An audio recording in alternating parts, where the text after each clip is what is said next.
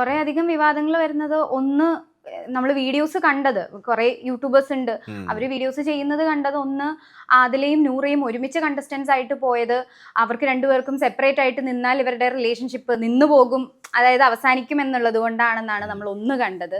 രണ്ട്, ഈ പറഞ്ഞ പോലെ തന്നെ നൂറയ്ക്ക് ഫാമിലിയോട് ഭയങ്കരമായിട്ടുള്ള ഒരു അറ്റാച്ച്മെന്റ് ഇപ്പോഴും ഉണ്ട്. പക്ഷെ ആദിലേനെ പേടിച്ചിട്ടാണ് നൂറ ആദിലയായിട്ടുള്ള റിലേഷൻഷിപ്പിൽ നിൽക്കുന്നത്. ഇങ്ങനെയുള്ള പല തരത്തിലുള്ള വിവാദങ്ങൾ പുറത്തു വന്നിട്ടുണ്ട്. ഞാൻ മനസ്സിലാക്കുന്നിടത്തോളം പറ്റും, നൂറയായാലും അതിലാണെങ്കിൽ അവരുടെ സഹോദരങ്ങളോടൊക്കെ അവർ വലിയ സ്നേഹത്തിൽ തന്നെയാണ്. അവർ ഇടയ്ക്ക് വിളിക്കുകയും പറയുകയൊക്കെ ചെയ്യാറുണ്ട്. അവരുടെ സിസ്റ്ററും ഒക്കെ വിളിക്കുന്നതൊക്കെ എനിക്കറിയാം.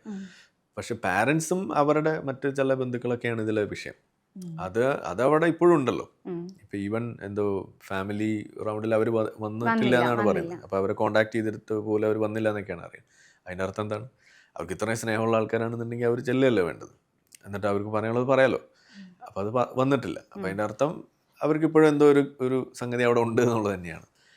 അപ്പോൾ അതൊരു കാര്യമാണ്. പിന്നെ ഈ പറഞ്ഞ പോലെ മറ്റുള്ള കാര്യങ്ങൾ അതൊക്കെ ആളുകൾ കുക്കപ്പ് ചെയ്തുണ്ടാക്കുന്ന സംഗതികളാണ്. അത് അവരുടെ ചില ഇമാജിനേഷൻ, ഈ ഗൂഢാലോചന സിദ്ധാന്തങ്ങൾ ഉണ്ടാക്കാൻ അല്ലെങ്കിൽ നമുക്ക് എളുപ്പമാണ്, അതിൻ്റെ പേരിൽ വരുന്നതാണ്. നമ്മളത് കാര്യമായിട്ട് എടുക്കണമെന്ന് എനിക്ക് തോന്നുന്നില്ല.